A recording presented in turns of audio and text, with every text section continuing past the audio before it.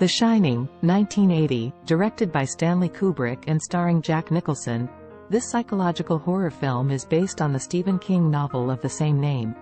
The Exorcist, 1973, directed by William Friedkin. This classic horror film follows the demonic possession of a young girl and the efforts to save her.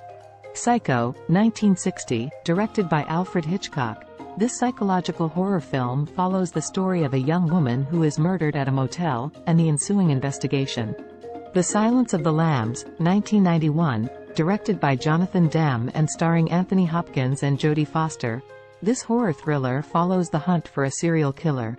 Alien, 1979.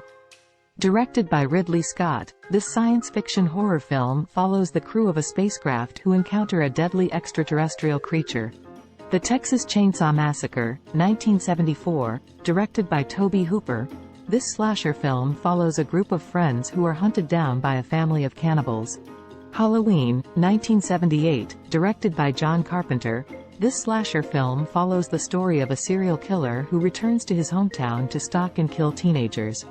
The Thing, 1982, directed by John Carpenter. This science fiction horror film follows a group of scientists who are trapped in an Arctic research station with a shape-shifting alien.